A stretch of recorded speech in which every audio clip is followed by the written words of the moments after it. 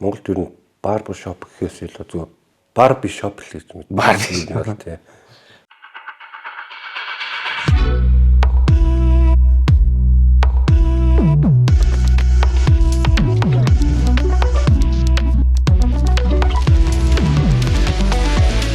Mild Cosmetics. Тоон 618 Men's Concept Store-ийн зүгээс цувралгын явуулдаг подкастын 2 дугаар өдрийн дугаар маань ирчүүдийн гоо сайхны талаар ер нь ярилцах байгаа. Тэгэхээр энэ удаагийн дугаарт маань Монголын залуусын өсний стил, эрхтээлэг төрхийг шин төвшөнд авчирсан. Johnny Barber Shop-ийн үүсгэн байгуулагч Barber Johnny хүрэлцэн ирсэн байна. За сайн байна уу. Тэгээ урилга хүлээн авч хүрэлцэн ирсэнд маш их баярлалаа. Өөрсөнд баярлалаа. Тэгэхээр хоёулаа гоё чөлөөтэй ярилцсан. Нилийн хэдэн сэдвийн дагуу ер нь нилийн хэдэн болон байгаа гэсэн. Тэгэхээр би асуугаа хоёулаа гоё ярилцаал явчихна гэсэн. Тэгэхээр барбер салбарт ер нь хэр олон жил ажиллаж байна. Одоо анх яагаад энэ мэргэжлийг сонгосон бэ? Энэ талаар хоёул ярилцвал. За миний барбер салбарт хамгийн анх 2005 оноос эхэлсэн. 2005 оноос Солонгос руу яваад тэндээс ер нь бол барберын чиглэлийн одоо суур маань тавигдсан юм уу? 2005 оноос гэж одоо нийт 16 жил авцаа. 16 жил рүү орж байгаа. Яг ажилласан чиглэл нь болохоор нэг 11 жил. Тэгэхээр тэр үед Монголд барбер шоп гэж ер нь ойлголт байсан уу? Бага. Монголд ер нь барбер шоп гэхээс илүү зүгээр барби шоп гэж юм. Барби бол тий. Солонгост хэрэгсэн тэр үед яг барбер шопны. Солонгост ер нь бол яг дээр үеийн агуулмжтай энэ ч бол ер нь бол Америкээс уламжлалтай соёо штэ. Америкууд орж ирээд соёлоо Солонгост үлдэгээ явцсан. Тэр соёл дээрээс дээр үеийн одоо дээр үеийн үлдэгдэл хүмүүс гэж ярина штэ одоо тэр дээдлийн хөгжим хүмүүсийг. Тэр хүмүүс маань өөртөө одоо барбер шопны 2-3 судалтайгаар дээр үеийн тийм хим маягтайгаар тийм барбер шопд бол зөндөө байсан. Гэхдээ яг орчин үеэлөө бол бас хараахан бас шилжиж орж ирээгүй. Яг дөнгөж бол нэг Азтай дэлгэрээд удаагүй тийм соёл. Johnny Barber Shop-ыг анх үүсгэн байгуулсан түүхээс нь ойлээ хаваалцсан бол яаж анх Монголд эхэлжээ? За эхэлжихаас илүү яг нэг сурсан түүх нь жоохон сонирхолтой юм болов. Хамгийн анх ч одоо би 2005 оноос 6 оны хооронд Солонгос руу хэлний курст явсан юм. Одоо мэргэжил нь болохоор нэг эдийн засгаар сурыг гэсэн бодлоготой очоод эхний нэг жилдээ хэлний курстэй явж хагаад одоо яг миний багш одоо суур тавьж гисэн хүн Солонгосын сүн шиг хийгээд нэг өсчингийн хайр салааны захирал хүн байдаг. Тэр хүн анх тэр хүн дээр би яг тэр үед ч одоо өөрөө нэг яг тэр үеийн стил хипхоп тий бидний стил бол угаасаа бүгд л хипхоп стилтэй байсан. Тэр стилээрээ сонирхтгийг хэлэхөө одоо манай Монголд одоо нэлийн дэлгэрээд байгаа афро гэдэг үсний хим маяг тэр Солонгостыг тэр үедээ бас нэлийн дэлгэрсэн байсан. Мэдээж би хипхопоо сонирхдаг мэдээж нэг афро үстэй болохыг хүсээд хэлний курст байгаа хөгтөж олно мэдэхгүй шүү дээ. Тэр үед бас миний нэг найздаг байсан. Багтаа бас нэг найзалдаг байсан. Бек гэдэг нэг залуу. Тэнд яг өсчингээр сурдаг. Би одоо ингээд юм Солонгост юм заалгаж ингэдэг манай захирал юм тийм гэдэг яаж хат нааг сонирхоод тэгвэл одоо энэ дэлгэрээд байгаа үсийг над хийж өгч чадах уу гэж яхад асуудал хүрээд тэр. Тэгээ би яг тэр үсийг хийлгэхээ би нийтдээ 8 цаг суужсэн. Тэр өчнгийн газар нь очиод тэр яг захирлаар нь хийлгүүлээд оройн гарахтаа тэр нэг шүүсэн залуу нэг бүгд хийлгээ харууд их шиг тийм үстэй юм гарч ирсэн. Хамгийн анхны ер нь бол тийм үсний замналт тэндээс эхэлсэн гэж боддیں۔ Яг тэгэхээр тэр шин бол нойр хөрөөгөө мэдээж амар таалагдсан.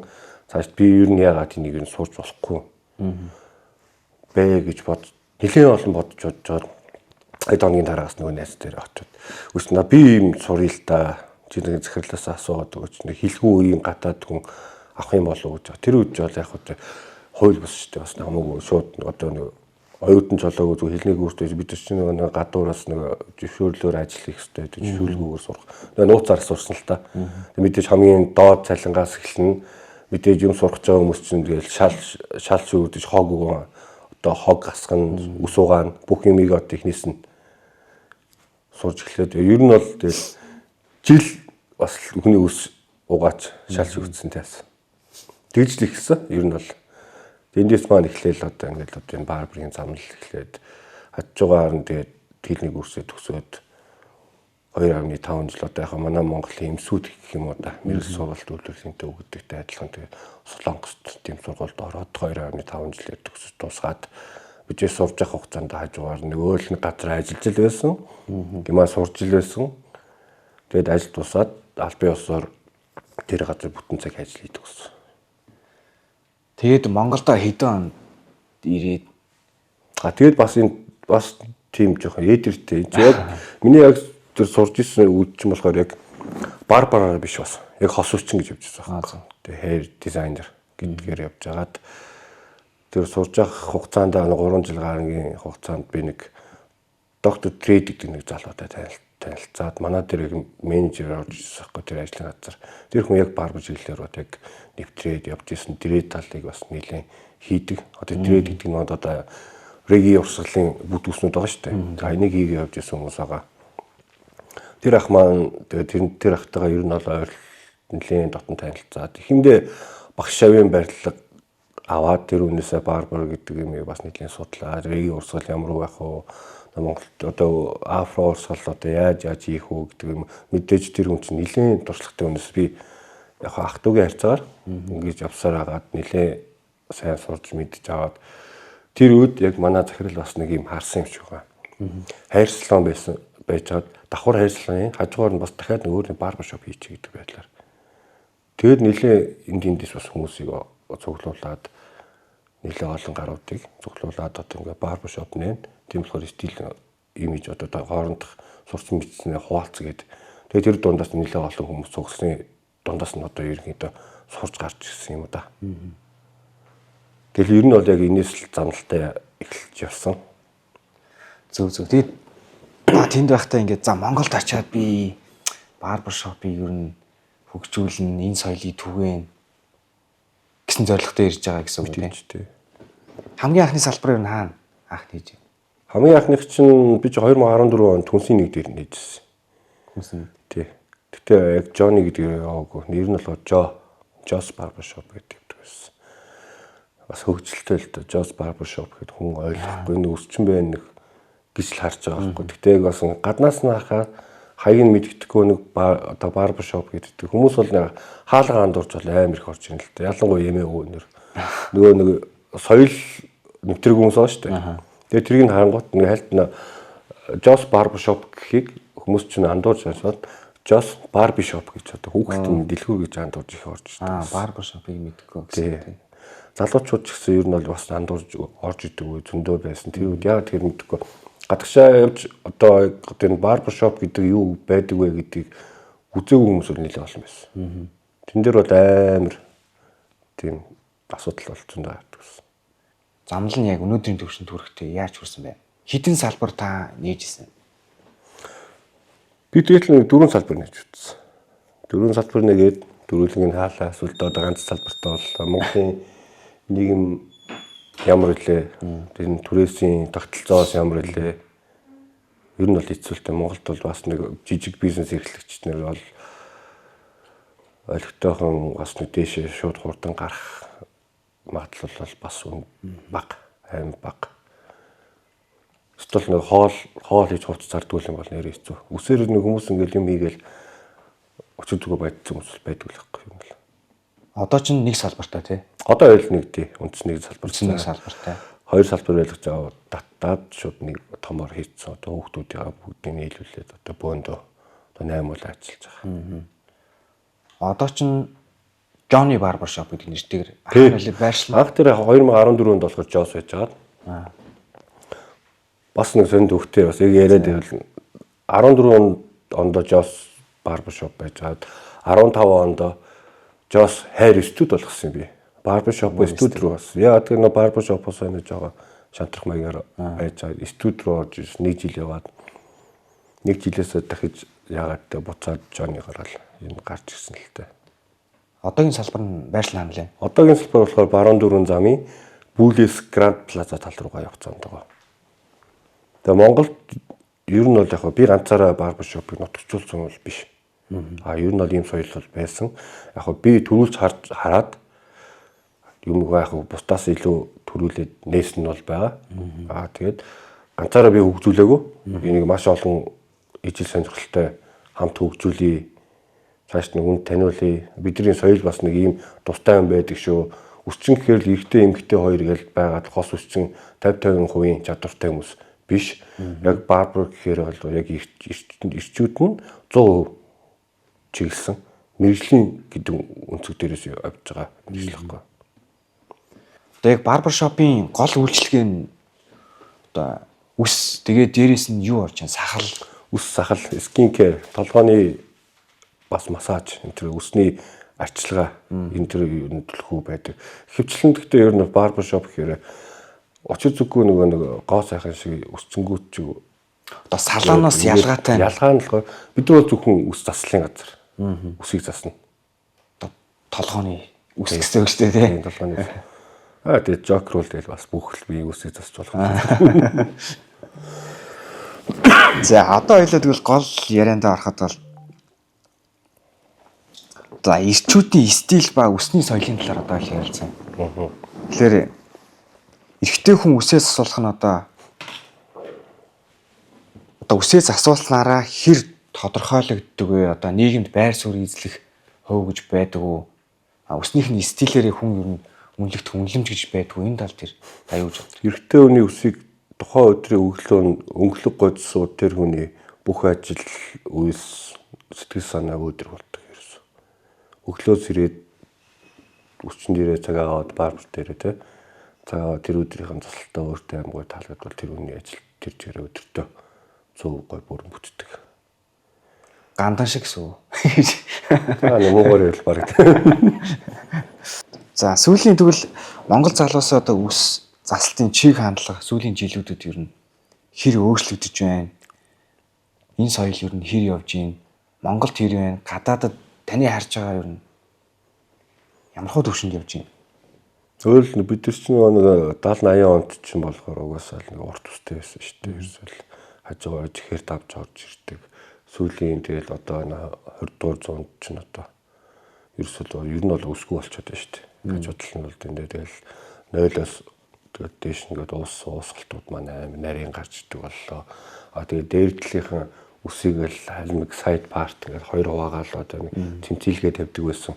Үе чинь арай нэг жинзигийн үе рүү ороод ирэнгүүт арай юм нь болохоор гурван тал нь нэг нарийн уусгалттай гой ингээд зураглал ингээд одоо зургаар ярих юм бол нарийн уусгалт гэж гарч ирдэг. Хар цагааны ялгарл гэж гарч ирээд дээр тал бол ерөөсө хамаагүй замбраг болчихдог ерөөсө. Өөр чөлөөтэй. Чөлөөтэй ерөөсө. Яаж янзлмаар тэр хүн янзлцсан юм шиг янзлаагүй юм шиг янзлцсан. Тэгж харж явж илээвэл одоо тэр хүмүүсийн одоо физиологи нь одоо тиймэрхүү болчихсон юм байна. Яг нь миний хувьд л одоо харж байгаа өнцгөөс тэгээ мэдээж магадгүй надтай бар бодвол адилхан нэгдгэлэх юм санаа юм даа. Тэгэхээр үс засалт ер нь хүний сэтгэл санаа, өөртөө итгэлтэй байх байдалд ер нь нөлөөлдөг. 100% нөлөөл. Нэг эвгүй засаалтсан эсвэл тийм тохиол гарч ирсэн одоо нэг тийм зарим нь бол амар гоё хаста гоё боллоо гээл зарим нь тэгэл нэг жоохон доромчхан засалт нь таалагдахгүй байх тийм нөхцөлөл Айлгэл талт нь бол янз гарна л та. Хүмүүс ч тэгээ засуулчаад жоо доромчхон гарчингуудаа өөр газар очиод ч юм уу тий. Би тэр газар ингээ алуулчлаа. Ийм болчихлоо. Одоо нөгөө нэг газраас нөгөө цэг рүү очиж штэ. Тэр цэг дээр очиод гой цэцүүл та мэдээж тэр газар тал тэгэл байнга юм байж. Эсвэл тэгээд засуулахгүй арай нэг жоохон үгүйд одоо харилцан одоо өөрчлөлөгч барбар хоёрын хоорондох нэг харилцан үйл ойлгоцоос болоод тэгээд арай өөр стилийн ус гараад ирдэг ч юм уу. Тэрнээс ахуулаад нэг хүний сэтгэл санаа амар өөрчлөгддөг юм.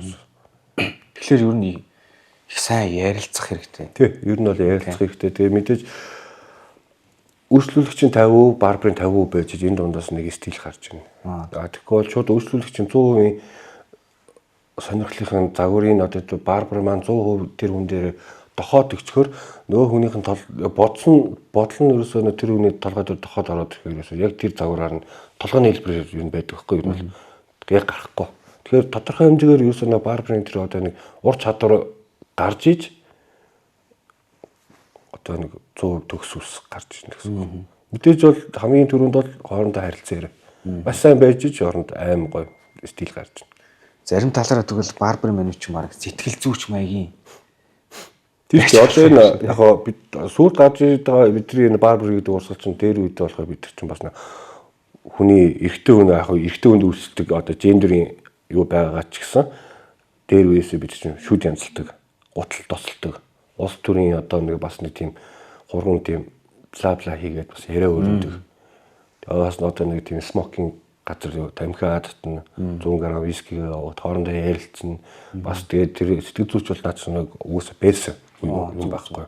Айл дээр үеэс байжгаад орчин үеэр бол хилжээд ирэнгүүт одоо бид нар өөсөө тустай ингээд мэржлүүч ингээд салаа явчихж байгаа шүү дээ. А тэнгуут бид нар ч бас гутал тослоод байгаад хэцүү. Яг тэр хүний тэр хүнтэй харьцаж байгаа хүмүүс цэвэрхэн байх хэрэгтэй. Мэдээж яг гус тосолдог хүн бол тустай байх. Ер нь бол ингээд задраа явцсан. Дээр үед бол нэг атгацсан байсан байхгүй юм л. Зүг. Эн чинь тэгвэл баг эрчүүдийн орон зай бүхлээр нь үүсгэж байгаа нэг газар. Эрэгтэй хүний зүгээр одоо тайтгарал олох газар гэдэг юм уу. Яг тийм байдлаар. Одоо ингээд Америк мөрчин тийм юм л ш нөө. Эрчүүдийн агуу гэл өөрийнхөө гаражийг тогтжуулаад ажлынхаа байрыг өөрийнхөө орчныг тогтжуулаад яг тэр видеог нь харангуут юу байгаа. Тэр гараж дотор нь заавал нэг суудал байж л байгаа. Сайн харуул. Тэнд нь бас нэг барбар ингээл бла гэл хоорондоо хобаа зал юм яриад. Тэгэхэд хажуу талд нь бас нэг штак байдаг ч юм уу. Нэг штак өөргөө л. Ерөөсөө нэг дээр үн Америк хийв соёл ер нь маяг чөлөөтэй ерөөсөө. Хараад тэгэхээр хитрхи бас нэг чөлөөтэй гэхээр бид нар ч нэг юм гангстер тал руугаа биш байхгүй годны тал руугаа биш. А мэдээж бол тусын тэр нэг стил хэв маяг жанрууд нь бол байгаа л та. Өөрийн гэсэн тийм стил хэв маягаараа л ялгараад тэр стилийг хөөгөл явж байгаа юм шүү дээ. Тэрнээс бол яг эрчүүдийн соёл бүгд юу байгаад байгаа мөртлөө салаа л явж байгаа гэсэн. Юу нэг задраа явчихж байгаа. Тэгэл хийж байгаа хүмүүс маань тэгэл айл нэг ийгаа тэгэл задлсан юмнасаа нэг барай аваа авчихна л гэсэн үг байхгүй юу. Сүүлийн үед таны ажиллаж байгаагаар л барбар шопоор юу ямар төрлийн характертай эрчүүд үйлчлүүлж байна. Сүүлийнх нь одоо дамгай жинзинэр ч одоо ер нь бол өсөндөө аим анхаардаг болсон. Засуулаагүй юм шиг мөртлөө засуулсан ерөөсөн. Засуулсан юм шиг мөртлөө засуулаагүй юм хийв маяг ерөөсөн. Одоо яг сүүлийн үеийн тренд юм болж байгаа байхгүй. Уусных шиг ингээл ерөөсөн хоёр халмиг тавиал байдгаар ингээл самнаад байж үеч одоо өнгөрцөн. Ахаа мэдээж тийм стилтэй жанртай хүмүүс бол байгаа л да. А гэхдээ дийлэнх нь бол яг нэг залуучуудын хэм маяг чинь ерөөсөө хамаагүй болчихсон. Чөлөөтэй байна лээ. Ихэнх эрчүүд юу үсээ юм зүгээр л нэг тийм тайруулах гэдэг ойлголт юу байна шүү дээ. Нийтээр юм. Тэгэхээр барбар соёл гэж яг юу юм бэ? Одоо салонд очиж засууснаас яг барбар засуулах нь соёлын талаас ялгаа айр гарна ер нь. Яг сүүлийн үед л болохоор яг салаанд ажилладаг барбар гэж байдаг болцсон. Яг нөө барбар шоптой ажиллаж байгаа барбар гэдэг байдаг болцсон. Дээр үеийн онцлогуд байсан л та. Ер нь салааны өсчтийн арга барил гэхээр ерөөсөө дээр үед дээр 3 6 9 уул гэж байдаг гэсэн. А тэр нь дундах нэг нарийн усалтуудыг ер нь бол ихвчлэн самаар явдаг. Сам машин хоёр явдаг байсан. Ер нь бол өсчтийн тийм технологи нь яг тийм байгаа байхгүй. А барбар ч юм болохоор уулнаас уулгүй хүртэл явдаг. Нарийн детальтай өнгө усгалтай амир гардаг. Энд дээр бол асар ялгаа гарна. Яг салааны өсчин авчир тавиад хүний өссүүлээд барбыг тавиулаад хамгийн эцсийн үр дүн болохоор барбууд бол мэрэгжлийн үсийг засна. Усгалтыг амир саньцсан. А өсчингүүд хөнгөн сэж байгаа мөртлөө мэрэгжлийн нөгөө гарахт нь гой гаргаж чадна. Гой штэ. Муухай зассан ч гой гаргаад гой янзлал гаргаж. Энэ ялгаа юмнээс тийм. Тэгтээ яг айл нэг мэржлийн буруутгаад муутгаад юм бол байхгүй л дээ. Нэг л зорилготой. Тийм, ер нь бол адилхан л үйлчлэгээний байгууллагынхаа хүнд үйлчлж байгаа хүний тэргүүнд тарьж байгаа юмсан. Ер нь хүмүүс одоо үсээс асуулчаад Барбараас ингээд маш гоё болоо гарч байгаа шүү дээ. Тэгэнгүүтээ гэртээ маргаашнаас нь эхлээл арчилж чадахгүй. Тэгэл энэ гоё болсонгүй гээл. Тим яриануд ер нь яригддаг танаа тэр. Тэгэнгүүтээ тэр гарч байгаа бол алдаа нь юу юм? Яг ер нь алдаа гэдэг байхгүй юу. Мэдээж бол яг нэг Барбарын засаад тавьсан гоё янзлаа тавьсан үсийг бол мэдээж хувь хүн гэртээ бас гаргахад л хэцүү. Яа тэр хүн өөрхөн толгой дээрээс харж янзлж чадахгүй. Тийм шууд утгаараа л тийм шүү дээ. Дээрээс харж янзлж чадахгүй. Нөгөө нэг хүн болохоор дээрээс нь хараад гоё толтойгоо харж чад бүх талын нэг гоё болгоод өгч байгаа шүү дээ. Тэр хүн болохоор хувь хүн болохоор өөрөө ингээд толтойгоо харьцаад мэдээж бол нэг 100% яг хүн шиг адилхан гаргаж чадахгүй. Тийм болохоор яг зөвлөх нь болохоор өөртөө амархан хэм маягтай язалтыг хийлгээл өөрөө хэлбэрхэн янзлдаг сурчвал тэгээд мэдээж өөрөөс нь тодорхой хэмжээний бас янзлах ур чадвар гарах хэрэгтэй. Тэгээд сурчлах юм бол тэгэл асуудал байхгүй. Тэгэхээр учир зүггүй ингээл амар янзлал ингээд байгаад тийг яг гэртээ ч маргааш нэгж янзлахгүй шүү дээ. Яаж чадахгүй. Ялгаахгүй би ч өөрөө яг тэгж одоо хин нэгэн дээр суугаалахгүй янзлаад гойлч шүү дээ. Маргааш нь би өөрөө яг тэгж янзлж чадахгүй л байхгүй. Ер нь яг тулгардаг асуудал бол тийм л. Монгол залуучууд түгээмэл ямар засалт хийлгэж байна? Одоогийн яг Монгол ихэвчлэн тренд яаж явж байна? Гадны оронд яаж явж байна? Гэтэ энэ дээр нэг ялгаа байгаад байна. Монгол гэхээс илүү Аз, Европ гэдэг ялгаа. Азад ус бол ширүүн. Маш ширүүн. Ер нь бол нэг зогтод орчдөг. Европуудын ус бол ер нь бол маш зөвлөг. Тийм хэрэндээ ч гэсэн тэгээд нэг тэдний үсийг засахаар нэг уусгалт гэдэг юм чи амар гой гарч өгдөг. Азийн хүмүүсийн үсийг бид нэг уусгалт гаргахын тулд бас нэлээд хөдөлмөр чармаалт бас нэлээд өргөн хугацаа шаарддаг. Яг сүүлийн үед болохоор одоо Европын тал руу яхад энэ бол яг зүгээр би мэддэгтэй биш яг миний зүгээр харж байгаа миний зүгээс ч тийм. Европ хэм маяг болохоор ерөөсөө хитрхи нэг жоохон бас ер нь бол арт тал руугаа ороод бүр нарийн уусгалт гэдэг юм бүр хитрхи төгс болгож яадаг юм хийгддэг болцсон. Тэгээ дээрээс нэмэлт бүтээтгүүнүүд амар их гардаг. Гэрс үүдэр зураг энтер дээр гаргахын тулд бас яг нөгөө одоо ингээл чи одоо нэг Европ одоо нэг хүний үсийг нэг амар уусгалттай нэг харна штэ. Яг тэрийг нэг яг тэр зураг дарахаас өмнө бас нэг мэржлийн талаас нь хараад үзэх юм бол амьдаар нь харахад айс арай ондоо. Тэр бас гэрэл зургийн нэг юу орж ийн. Мэдээж тэр нэг уусгалт одоо тэр хааллуултын юм дээр бас бүтээгдэхүүн хэрэглэж одоо хэрэглэж нэг хитрхи нэг тийм төгс талаас нь харах гэж явж байгаа. Яг ясан дээр бол бас нэг айх тэр нэг тийм 100% тийм уусгалт бас байдгүй. Нэг жоохон бас нэмэлт бүтээгдэхүүн орж байдаг. Одоо манай мастыг ингээд бүтээгдэхүүн байд юм шүү дээ. Хааллуулт янз юм байна л да. Одоо л өдөр их тусам танд шинэ бүтээгдэхүүн нэмэгдэж гараад байгаа. Манайхны Азийнхаа хувьд болохоор яг ширүүстэй. Тэгсэн мөртлөө уусгалтын тэр бас яг гоё толгойтой хүн дээр бол уусгалт амар гоё гардаг. Манай чиглэл рүү орох юм бол ер нь бол нэг жоохон тийм артаас хайн тийш тийм өсний загварууд л ер нь одоо төлхөө явуулж байгаа юм болов гэж бодоод Монгол тийм. Европод бол угаасаа янзлтгүй төрлийн хүмүүс. Зүгээр нь хальт хөнгөн янзлцдаг. Мэдээж бүтээгдэхүүнийг маш асар ихээр хэрэгэлдэг. Өөртөндөө анхаарал бас итерхий их сайн тавьдаг. Ажиллагаа сайтай.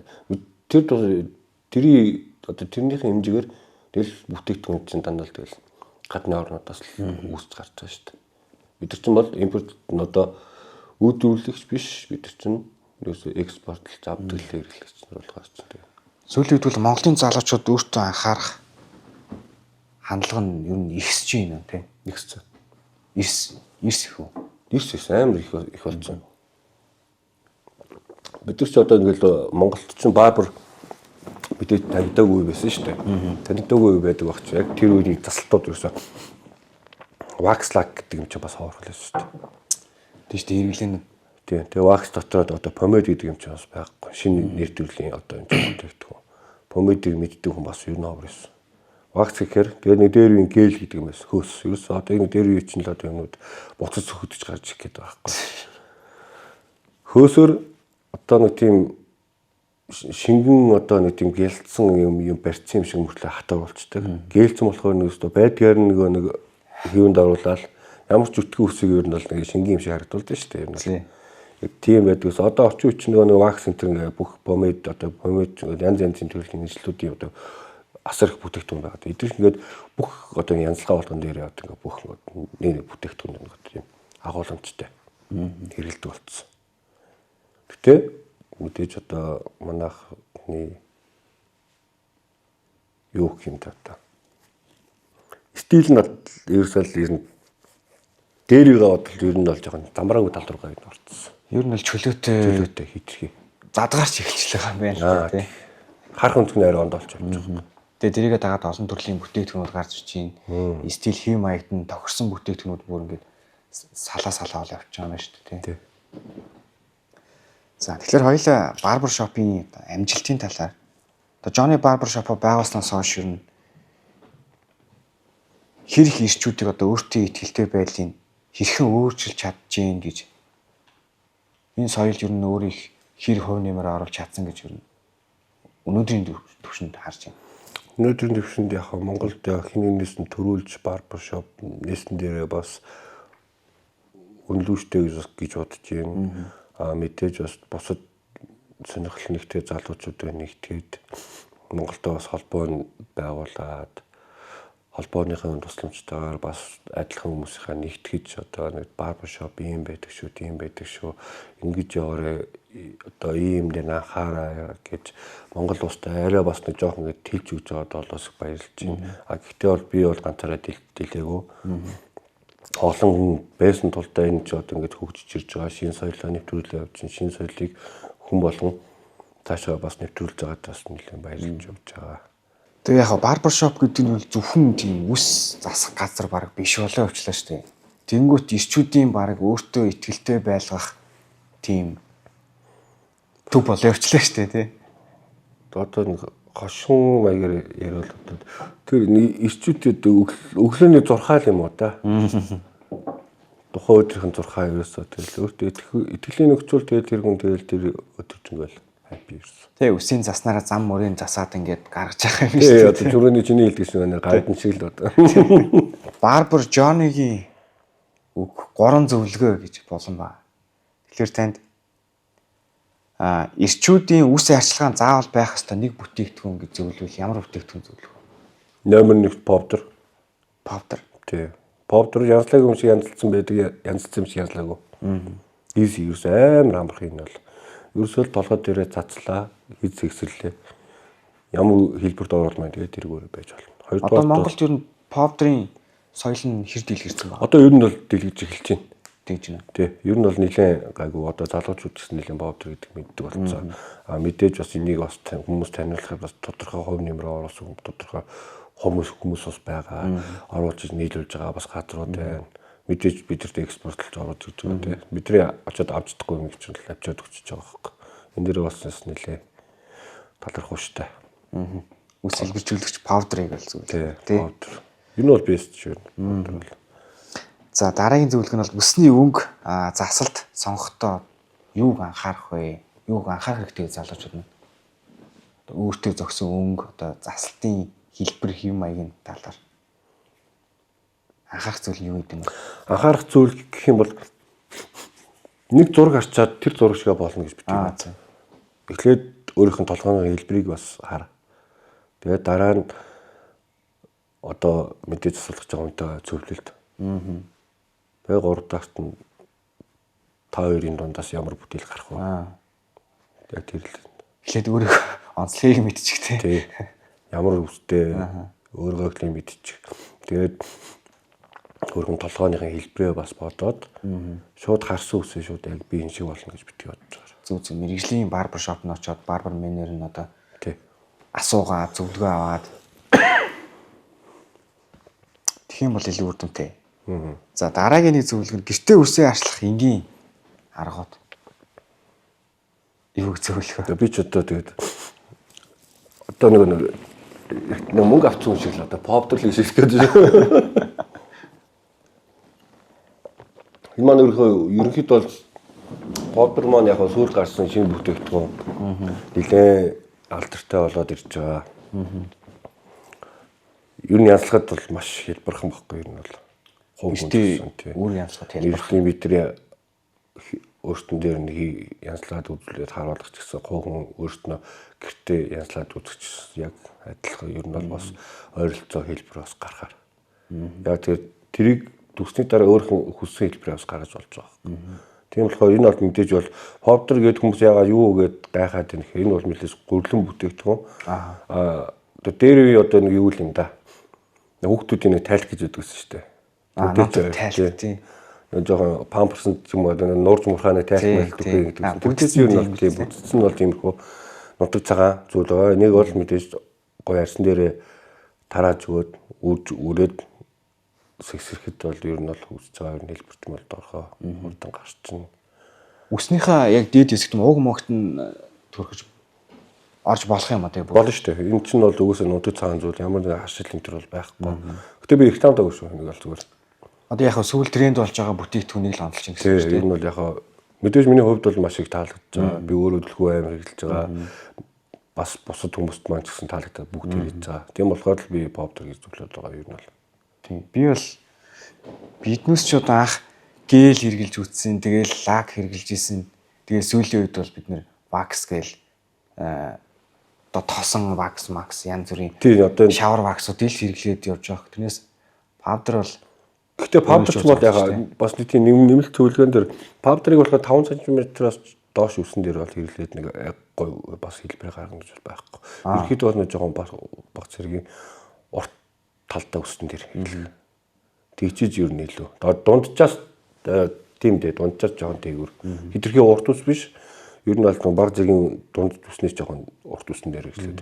Мэдээж бол жижиг үсэн дээр бол мэдээж бидний хэрэглэдэг wax pomade дотроо дээр помade ч маш олон төрөл байгаа шүү дээ. Тэрийг аваад тэгэл жижиг үсэн дээр тааруулаад зохицуулаад уусаа бүтээгдэхүүн болгон арталтаа заавартайгаа яаж хэрэглэх. Тэрийг сайхан гоё харж агаад гоё хэрэглээд явж байгаа л. Би бас нэг повдор талаар нэг уншижсэн. Тэр нь болохоор нэг хуухны тослогчлтыг тэнцвэржүүлдэг гэдэг. Тийм байт юм байна. Нас магадгүй байж болох л бах тий. Би бас тэрийг нь бас сайн бол мэдэхгүй. Зөв. Одоо л яг л юунд л ороо явж байна. Повдор л одоо гүн дуурлал явж байна гэсэн үг. Зөв.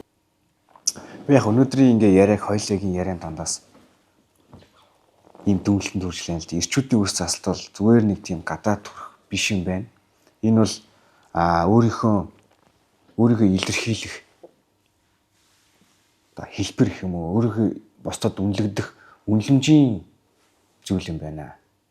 Тийм учраас ер нь жоохон тийм хариуцлагатай байх хэрэгтэй юм байна гэж ер нь миний дүнлэлцөө нийлэх санал хэлэх үү та. Тийм шүү дээ. Нэг өөртөө итгэлээ болоод авчиж байна. Тэгээд өөрөө жилдгээд тэгэл гандан дороо шашинчлаг тэгээд гандан дороо нөмөн шиг хараад ирэхээ хүн ямар болдгоо л тэгэл тэр нь шилдэг гэсэн үг байхгүй. За өнөөдрийн дугаар маш дэжгүй гоё зөвлөгөөтэй хүрлээ. Тэгэхээр дараагийн дугаарт ямар зочин оруулмаар байна? Комент хэсэгт бас үлдээгээрэй. Тэгэхээр энэ дугаарыг энд хүргээд дуусгая. Хүрэлцэн ирсэн танд баярлалаа. Баярлалаа. За дараагийн дугаар хүртэл баяртай залуусаа.